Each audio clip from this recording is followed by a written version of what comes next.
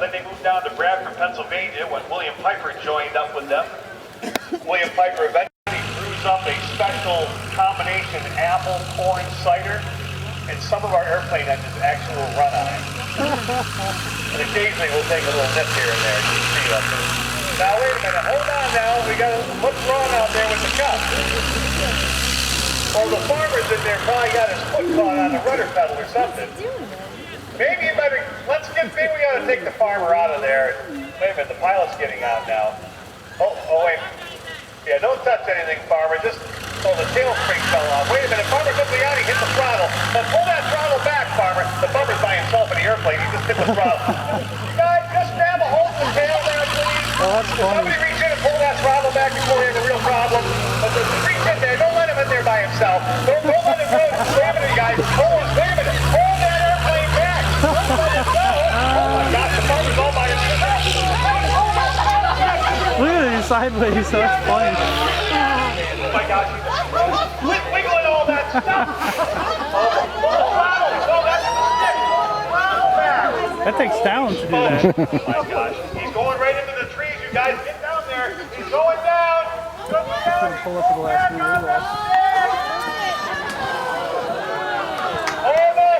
Oh, this is not part of the show, ladies and gentlemen. He's going down in the parking lot, guys. Uh-oh. Wait a minute. Wait a minute, he's coming back by. Folks, the farmer does not know how to fly an airplane. We've given him rides before, but he's never learned to. Clear the runway, you guys. He's going to try and land the thing downwind. There's no airplanes back down there. Here he comes. Hang on now. Oh my gosh, he picked up his clothesline, the boot. What the? His foot's hanging. He's not even hanging on.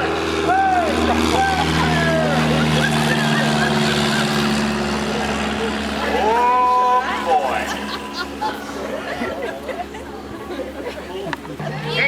Folks, he doesn't know how to do that. And we don't have much gas in it because we're just going to do a quick hop. Oh my. You're right, you may very well have passed out. Oh, here comes the gas can. How are we gonna? How much gas is in that thing? Uh-oh. Oh, Father Cipriani, hang on! He's gonna fall. He doesn't have a seatbelt on either. And now the thing is flying sideways. How much gas is in it? About this much, which means it will go for how long? Oh boy. Okay, maybe he thinks he has to look out that little top window. Now wait a minute, Guglielmi. Now he's heading right towards us. Get away from the crowd, you crazy farmer! Yeah. Oh, there you go. Oh, I can't even bear to watch. I can't stand it. Oh. 2 chili dogs? Who's going to clean that cockpit out? A lot of smoke coming out of that thing. And we've got the farmer's hat. It looks like a memorial. Yeah, somehow I don't think that's a very good trade. A Piper Cub for an old, greasy, stinky straw hat. I think the problem, probably he's scared to come down. What do you say? We've flown with him a number of times, but he's never really... any song. I guess he's on his way down because that thing is in a 5, 6, 7, 8 turns, and he's going to hit the trees or something. Boy, he got out of that one by sheer luck. Now, I wouldn't applaud this, folks. This is how not to fly. Hey, farmer, whoa, holy guacamole! He just did a slow roll in a Piper Cub. The Piper Cub manual says the airplane will not do a slow roll. I guess he didn't read that manual, did he? Well, right about there, he's got a beautiful 15-acre hayfield right over there. And in a Piper Cub, if you ease the power back, it'll sort of fly by itself. Yeah, I can see when it goes straight and level is when he's not flying it. Right now, he's flying it. Look, he's taking all the flavor. How much longer is that thing going to run? He's been up there about 9 minutes now. Is there a fuel gauge? Can he tell how much fuel's in it? Well, there's not much he can do, really. Yeah, he can eat good. And he can roll the runway nicely. If he would just pull the power back, he could sort of glide it right down, and he probably can manage to get it on the ground. I can't believe there's still any oil burning out of that thing. He's got to be on fumes, isn't he? Well, he's not doing too bad right there. You're going to have to just get it paid for again. Ooh, that just skipped a beat there. That got his attention.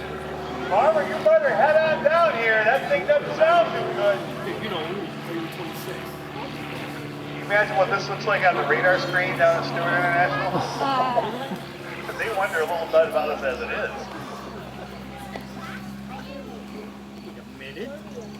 His wife is going to kill him. I don't know. He's got that thing awfully slow. I don't know. I did hear it skip a beat. Look at that propeller. That thing is turning awfully slow. It appears to be turning slower. And it appears to not be turning at all now. You know what this means? What? He's on his way down now. He doesn't have much of a choice at this point in time. He's gonna crash! Look at this. Maybe he's gonna go crash in the parking lot. He's heading that way. Oh, just when I thought it was safe, here he comes. One shot deal. Look at this, folks. Farmer Gugliani is running out of gas. And he's missed the tree. Hang on, son of a gun. I can't believe it. He's got it down on the runway. Hold up, folks. Hold your applause, ladies and gentlemen. Hold up. It's not over yet. Because our friend, old Farmer Gugliani, never goes anywhere without his old straw hat. He grabbed his hat. How about that, ladies and gentlemen? The precision flying of the one, the only, unfortunately there is only one of him. Stand together, ladies and gentlemen, the flying farmer coming over here from Canaan, Connecticut for the last 40 years, perfecting that act, folks. And I'll tell you, you won't see it like that anywhere else. Yes, you'll see flying farmer acts around the country, but there's just not one quite like that here in the confines of old Rhinebeck Airdome. Folks, that is an act that's been in the air. Once he turns it off, that's really done. But Stan's been flying for over 50 years now, well over 15,000 hours of flight time. Look at that, look. Look at that. Give him a little bow. He'll come down and see you guys down here. He's nosing it a little. You may also see Stan's son Bill Segala and Bill Gordon out on the air show circuit flying the only two-lane Christian Eagle formation aerobatic. There he goes again. Look at what he's doing. Eagle. Nosing it. Hello.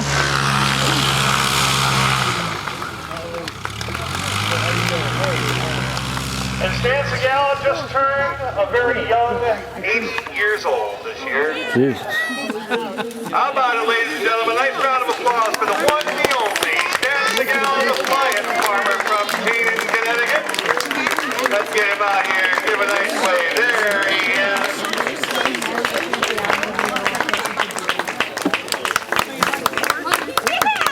Yeah, one of the greatest air show acts of all time. No doubt about that. Very nice. Very nicely done. Even for for you. All right, ladies and gentlemen, we're going to wind things up for you this afternoon. We're going to put up 3 German airplanes from World War I. The Albatross D5A you saw fly a little bit earlier.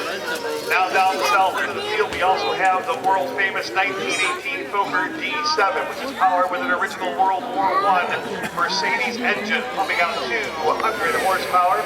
And of course, the most famous airplane of World War I, the 1917 Fokker DR-1 triplane, made famous by the Red Baron of Germany, Manfred von Richthofen, who led all of the pilots in World War I with 80 victories. We've got the triplane fired up, and we're working on getting the D7 to come to life down there.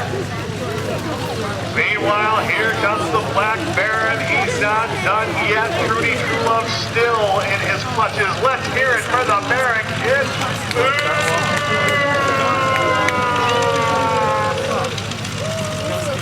Oh, and look at this. Trudy Truelove has taken it upon herself to sneak away from the Black Baron. And he says, curses foiled again. And Trudy Truelove has escaped the clutches of the evil Black Baron of Rhinebeck. And now he heads down towards his Fokker DR-1 triplane to give a beautiful demonstration flight with these great combat machines from World War I. All right, field is clear. We're going to put all 3 of them up in the sky for you, ladies and gentlemen. Fokker triplane, Albatross D5A, and the Fokker D7, the 3 premier German aircraft from World War I. It'll be a magnificent sight to get all 3 of these up in the sky together. I know the old flying farmers along the fence line there. You're flying out some postcards to the kids out there, and adults as well.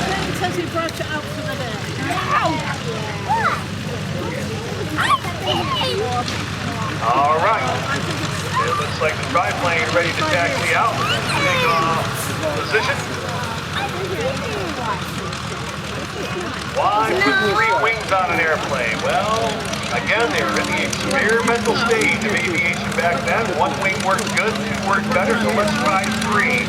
And the triplane did work pretty well. The Southwest triplane that came out first was a very good flying machine. And Germany went to Anthony Fokker and said, we could like a triplane as well. And he came up with this very compact little airplane. The benefit of those 3 wings is that you were able to shorten the wingspan, shorten the fuselage, a very short coupled airframe. The triplane was extremely maneuverable. It was also a very difficult airplane to fly. Only the more skilled German pilots had a lot of success with it. The Red Baron, Manfred von Richthofen, loved flying the Fokker triplane to get to his advantage. Werner Voss, another great triplane pilot. Cole Phelan built his first triplane repro. You'll see it up in the museum in 1967. This is a wonderful day, though. This is a triplane that was built down in Florida back in late 1970s. That rebuilt here at Old Rhinebeck and has Cole Phelan's authentic paint scheme on it, incorporates a number of these colors. Oh, so we're getting another one started. I see that. I'm watching them do it. That's the one I see fly. The triplane also equipped with quick command down gun right in front of the pilot. And the Black Baron called for chocks away. Get ready, folks. Have your cameras ready now. As we prepare to take off the most famous airplane from World War I. They only built, generally the number given is about 320 Fokker triplanes. There are no original triplanes left anywhere in the world. Any triplane you see today is conducted originally powered with a rotary engine from the stationary radio triplane. Here it comes, folks.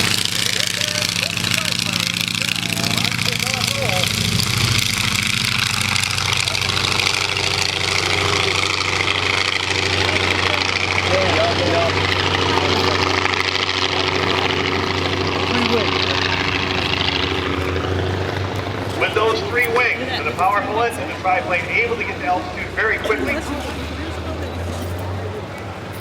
Triplane, the Southwest Camel. I can't even see what these look like when these come out. Airplanes in World War I. Well, the ones I'm taking right now. Oh, all of them.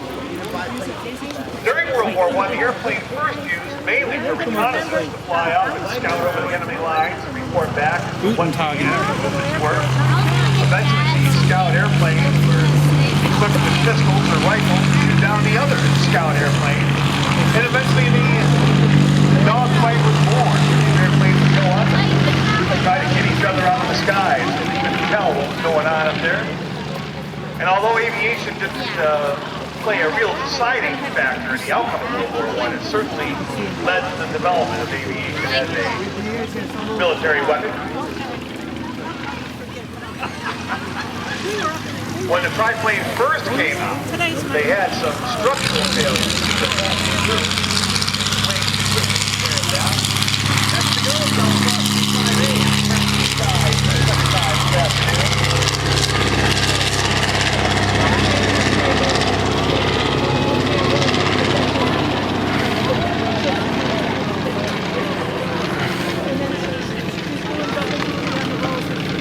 And we're still trying to get that big old Mercedes engine. It's an original 1918 Mercedes engine on the Fokker D7, trying to get that to come to life, and the D7 will join the other two in the skies momentarily.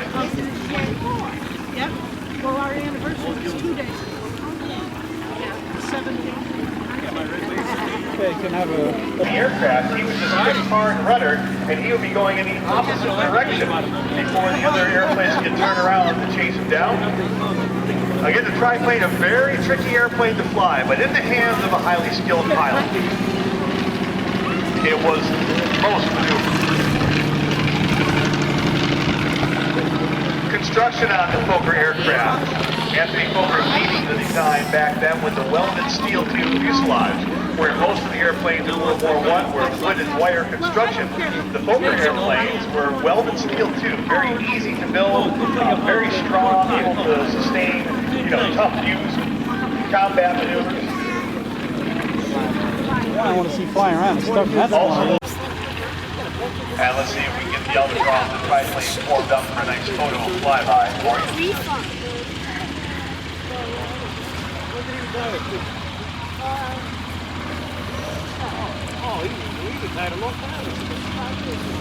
Paul Phelan's original triplane, or his original one that he built anyway up in the museum building, has been officially retired a couple of years back. Uh-oh, looks like the Baron took a little hit up there and he's got some black smoke trailing out. Somebody got him with some ground fire. And down goes the Baron, a trail of black smoke. Somehow we wind up shooting them all down, it seems. probably what it looked like too. Yeah. Trail of black smoke. Yeah, well, there's no flame. These two German fighters in the air together.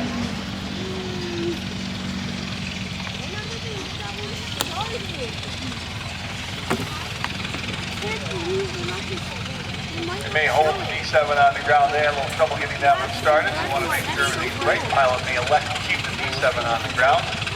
All of the pilot's prerogative as to whether they want to take to the sky or not. Can you what?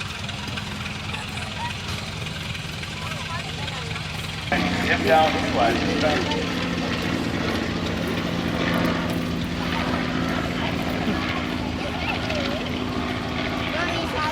Little breeze picking up nearly the triplane. The Baron survived. And still in the sky.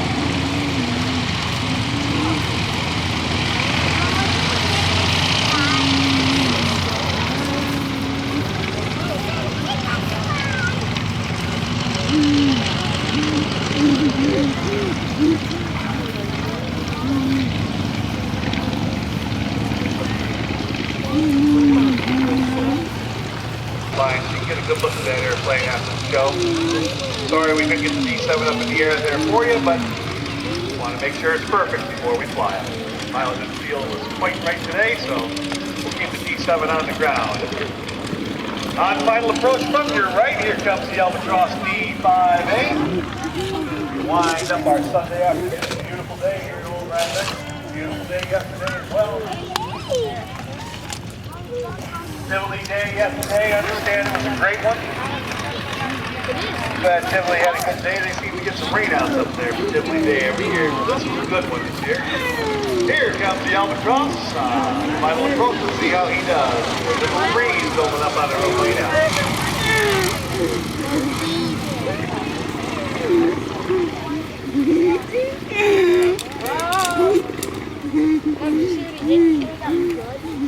Albatross is pretty nice on the ground. It tends to track pretty true once it's on the ground. The pilot always wants to make sure. Got her straight before he stops. And now the Black Baron of Rhinebeck. One last flyby from the triplane, and we'll bring him back on the ground. Triplane a little more tricky to get on that ground. That middle wing tends to block out a lot of the pilot's peripheral vision out to the side. Sort of feel his way onto the ground, tries to plant it down to the 3-point attitude.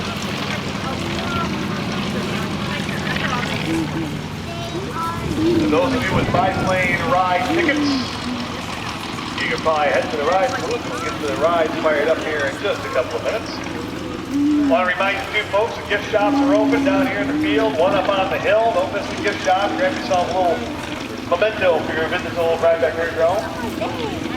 Museum buildings will be open. The parking lot is up the hill. Another 40 aircraft on display. Don't miss those. Carrying all that time and effort. And all the residents, Tivoli residents that came out today. Great. Now, wonderful to have all of you with us. Watch them land, then we'll go. Okay. All right, we'll roll that Albatross off the field.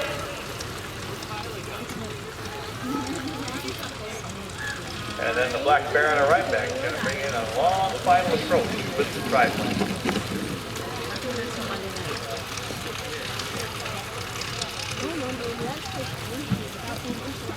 We'll have all the pilots and mechanics, the great ground crew along the flight line after the show. Folks, if you have any questions about any of these airplanes, don't hesitate to come up to the fence, get your picture taken by these machines. Yeah! We'll try to answer any questions you might have. Always nice to hear them.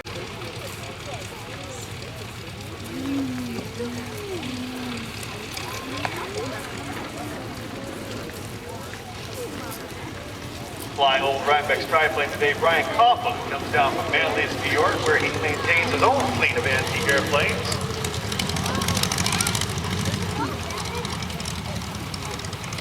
And sets the triplane down a perfect 3-point landing.